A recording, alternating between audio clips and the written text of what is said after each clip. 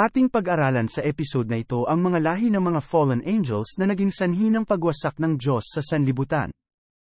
Ang mga fallen angels ay orihinal na mga anghel na lingkod ng Diyos na tumiwalag dahil hindi nila nagustuhan ang pamamalakad ng Diyos. Maraming tao ang naghahanap ng mga katunayan hinggil sa storyang ito, ngunit ito ay nagpasimula na bago lalangin ng tao.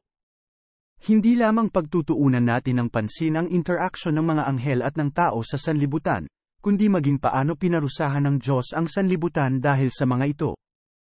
Atin ding pag-aaralan ang mga ebidensya tungkol sa mga natagpuang higanting kalansay sa iba't ibang lugar sa mundo. Totoo nga ba ito? Alam kong curious ka, kaya let's dive in. Matapos magkasala si Satanas at maihulog dito sa lupa kasama ng mga masasamang anghel, sila ay nagpanukala na ang mga tao ay kanilang dayin. Isa sa mga maaaring naging dahilan ng mga fallen angels ay ang pagkakaroon ng mutual relationship sa mga magagandang tao mula sa angkan nila Adan at Eva.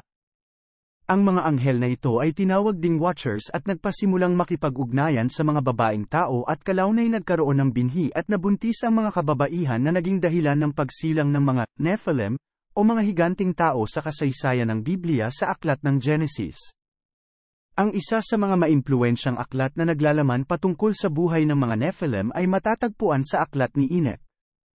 Sa aklat na ito ipinaliwanag ang mga naging kasalanan ng mga fallen angels, ang kapanganakan ng mga Nephilim at ang kalaunay hatol ng Diyos sa kanila. Ang aklat ni Enoch ay maraming kontrobersyang istorya na hanggang ngayon ay marami pa ring nagdedebate tungkol sa authenticity nito patungkol sa mga fallen angels at mga higanti. Ang mga Nephilim na ito ay mabilis na nakilala sa kasaysayan ng Biblia dahil sa kakaibang anyo at laki nito na di pangkaraniwan.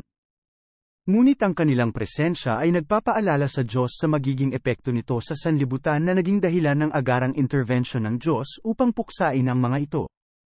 Bilang tugon sa violence na ginawa ng mga Nephilim at mga kalahi nito, nagdesisyon ang Diyos na linisin ang mundo sa pamamagitan ng malaking baha. Si Noah at ang kanyang pamilya lamang ang nakaligtas sa dilubyong nangyari na dulot ng baha. Ang malaking baha din ang siyang nagwasak at pamutay sa mga Nephilim sa panahong iyon. Ngunit hindi dito nagtatapos ang istorya tungkol sa Nephilim.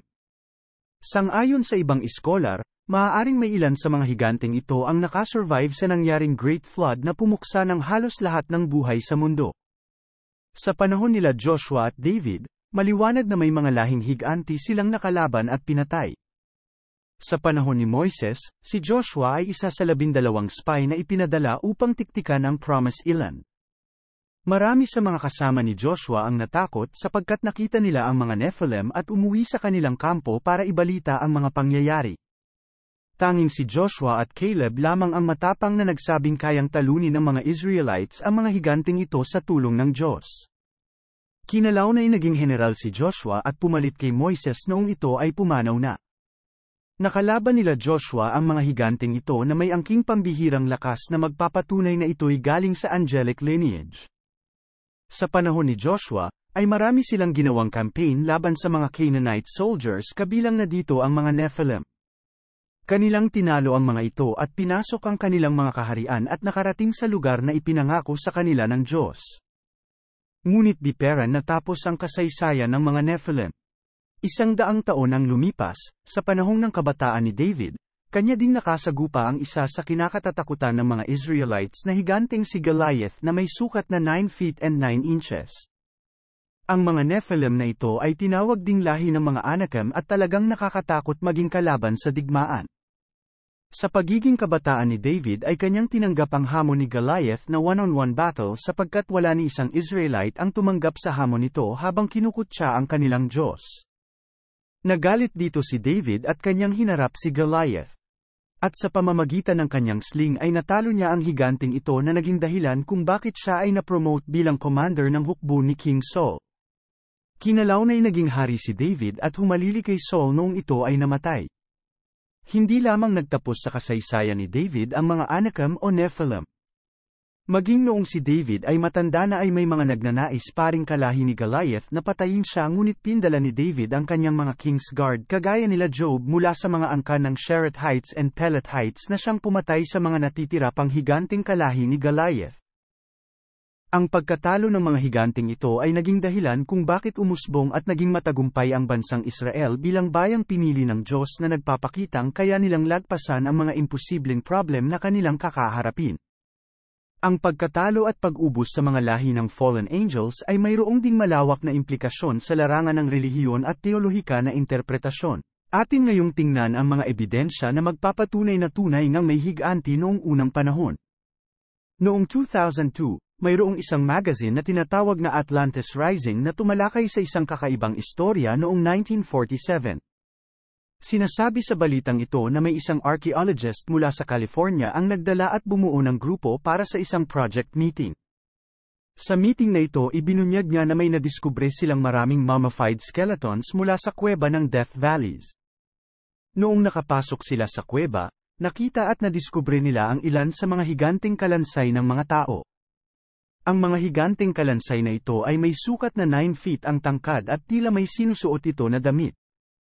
Ginawa nila ito ng carbon testing at kanilang napatunayan na ito ay umaabot sa 80,000 years old. Maraming theory ang kanilang minungkahi ngunit wala pa ring nakakatukoy kung ano nga ba ang mga nilalang na ito. Noong 1947 din mismo bigla na lang naglaho ang news update tungkol dito. AMG pangalawang ebidensya ay matatagpuan sa City of Giants, Grand Canyon.